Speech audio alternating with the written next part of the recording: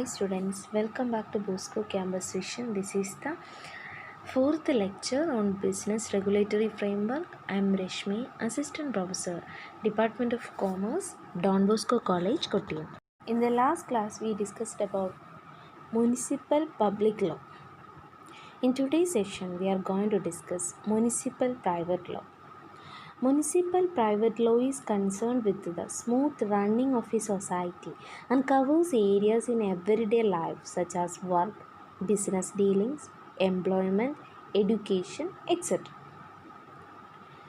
Municipal private law എന്ന് പറയുന്നത് ഒരു സൊസൈറ്റിയുമായി ബന്ധപ്പെട്ടതാണ്. സാമൂഹ്യപരമായിട്ട് വരുന്ന ഒരു സമൂഹത്തിൽ വരുന്ന കാര്യങ്ങളുമായി ബന്ധപ്പെട്ട നിയമങ്ങളാണ് municipal private ലോയിൽ.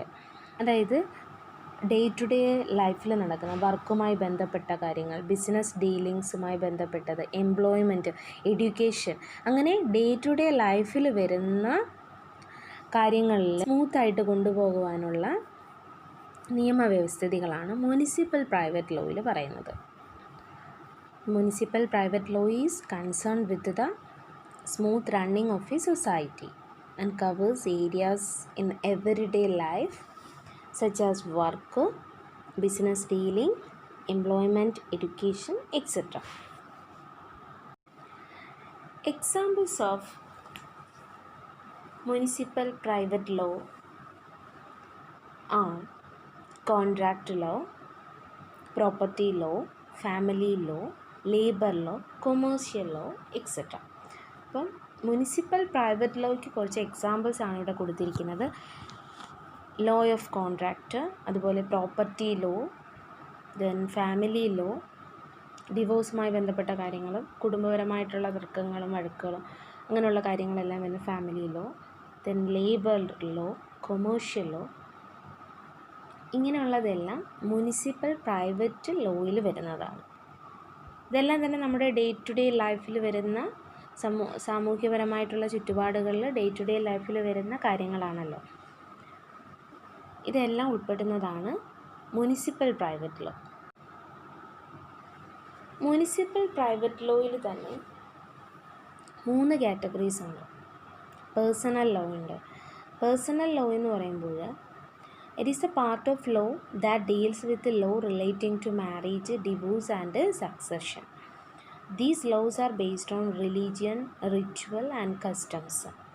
Personal municipal private ലോയിൽ വരുന്ന ഒരു കാറ്റഗറിയിൽ വരുന്ന നിയമമാണ് പേഴ്സണൽ ലോ എന്ന് പറയുന്നത്. അതായത് മാരേജുമായി ബന്ധപ്പെട്ട ലോയും അതായത് പേഴ്സണൽ ലോ ഒരു വ്യക്തിയുമായി ബന്ധപ്പെട്ടതാണ്. അതായത് അദ്ദേഹം ഒരു divorce cases, marriage, then succession, അതായത് പിന്തുടർച്ച അവകാശങ്ങളെ പറ്റിയുള്ള ഒക്കെ കാര്യങ്ങൾ, അതെല്ലാം വ്യക്തിപരമായിട്ടുള്ള കാര്യങ്ങളുമായി ബന്ധപ്പെട്ടത് അതെല്ലാം. അപ്പോൾ ഇങ്ങനെ വരുന്നതെല്ലാം പേഴ്സണൽ ലോയിൽ വരുന്നതാണ്. ഈ പേഴ്സണൽ ലോയിൽ വരുന്ന നിയമങ്ങളെല്ലാം തന്നെയും based on religion, ritual and customs. Then second കാറ്റഗറിയാണ് സിവിൽ ലോ സിസ്റ്റം അല്ലെങ്കിൽ പ്രോപ്പർട്ടി ലോ എന്ന് പറയും. Property law deals with the ownership of movable and immovable properties. Property law എന്ന് പറയുമ്പോഴത്തേനും മൂവബിൾ അതുപോലെ ഇമ്മൂവബിൾ പ്രോപ്പർട്ടീസുമായി ബന്ധപ്പെട്ട ഓണർഷിപ്പുമായി ബന്ധപ്പെട്ടത്. അതായത് ഇപ്പം നമ്മുടെ വാഹനങ്ങൾ അതൊക്കെയാണെങ്കിൽ മൂവബിൾ പ്രോപ്പർട്ടീസാണ്. അതുമായി ബന്ധപ്പെട്ട് വരുന്ന ഓണർഷിപ്പിൽ വരുന്ന നിയമങ്ങളും കാര്യങ്ങളുമാണ്. ഇതെല്ലാം പ്രോപ്പർട്ടി ലോയിലാണ് വരുന്നത്. ഓക്കെ. അതുപോലെ വസ്തു, വീട്, അങ്ങനെയുള്ള കാര്യങ്ങൾ അതുമായി ബന്ധപ്പെട്ടത്, അതാണ് ഇമ്മൂവബിൾ പ്രോപ്പർട്ടീസ് എന്ന് പറയുന്നത്. അതുമായി ബന്ധപ്പെട്ട നിയമങ്ങൾ അതാണ് പ്രോപ്പർട്ടി ലോയിൽ അല്ലെങ്കിൽ സിവിൽ ലോ സിസ്റ്റം എന്നാണ് അതിനെ പറയുന്നത്.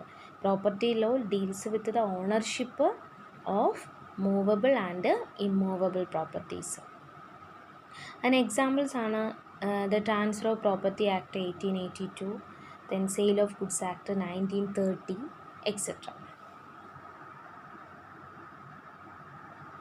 Then third type of municipal private law ആണ് law of obligation അല്ലെങ്കിൽ law of contract എന്ന് പറയും, ടോർട്ട് എന്നൊക്കെ പറയും.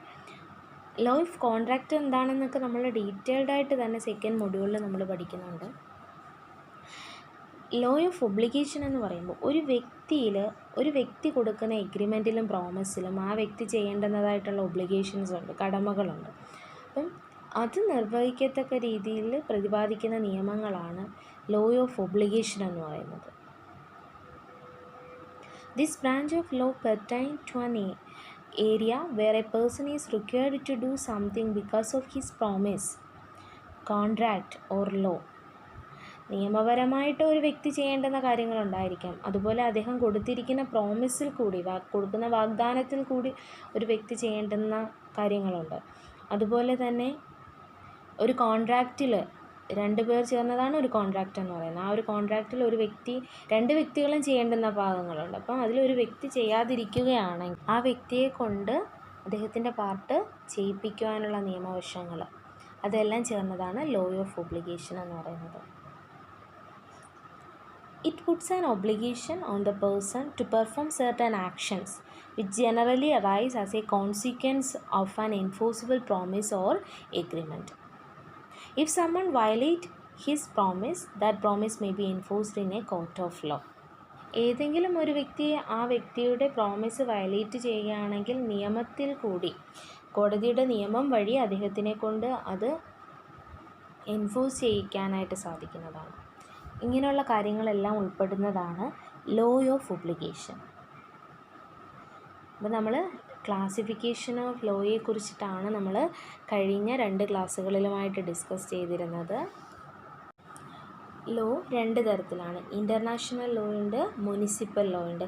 ഇൻ്റർനാഷണൽ ലോ എന്ന് പറയുന്നത് ഡിഫറെൻറ്റ് നേഷൻസിൽ വരുന്ന രാജ്യങ്ങൾ തമ്മിലുള്ള റിലേഷൻസുമായി ബന്ധപ്പെട്ട നിയമങ്ങളാണ് ഇൻ്റർനാഷണൽ ലോയിൽ. ഇൻ്റർനാഷണൽ ലോയിൽ തന്നെയുണ്ട് ഇൻ്റർനാഷണൽ പബ്ലിക് ലോ ഉണ്ട്, ഇൻ്റർനാഷണൽ പ്രൈവറ്റ് ലോ ഉണ്ട്. ഇൻ്റർനാഷണൽ പബ്ലിക് ലോ എന്ന് പറയുന്നത് രാജ്യങ്ങൾ തമ്മിലുള്ള റിലേഷൻസാണ്. അതുപോലെ ഇൻ്റർനാഷണൽ പ്രൈവറ്റ് ലോ എന്ന് പറയുന്നത് ഡിഫറെൻറ്റ് കൺട്രീസിലുള്ള സിറ്റിസൺസ് തമ്മിലുള്ള റിലേഷൻസുമായി ബന്ധപ്പെട്ട നിയമങ്ങളാണ് ഇൻ്റർനാഷണൽ പ്രൈവറ്റ് ലോയിൽ. പിന്നെ സെക്കൻഡ് കാറ്റഗറി മുനിസിപ്പൽ ലോ ആണ്. മുനിസിപ്പൽ ലോ എന്ന് പറയുമ്പം ഒരു രാജ്യത്തിൻ്റേതായിട്ടുള്ള നിയമങ്ങളാണ്. അതായത് ഒരു രാജ്യത്തിനകത്തുള്ള നിയമങ്ങളെ നമുക്ക് മുനിസിപ്പൽ ലോ എന്ന് പറയാം. മുനിസിപ്പൽ ലോ തന്നെ മുനിസിപ്പൽ പബ്ലിക് ലോ ഉണ്ട്, മുനിസിപ്പൽ പ്രൈവറ്റ് ലോ ഉണ്ട്. മുനിസിപ്പൽ പബ്ലിക് ലോ എന്ന് പറയുന്നത് the relationship between the state and its subjects and also provides the structure and functioning of the organs of the state. അതിൽ തന്നെ municipal public ലോയിൽ തന്നെ 3 categories ഉണ്ട്. Constitutional law ഉണ്ട്, administrative law ഉണ്ട്, criminal law ഉണ്ട്. പിന്നീട് മുനിസിപ്പൽ ലോയിലെ സെക്കൻഡ് കാറ്റഗറിയാണ് മുനിസിപ്പൽ പ്രൈവറ്റ് ലോ. തന്നെ പ്രധാനമായിട്ടും 3 കാറ്റഗറിയിലുള്ള ലോസ് ആണുള്ളത്. Personal law, property law and law of obligation.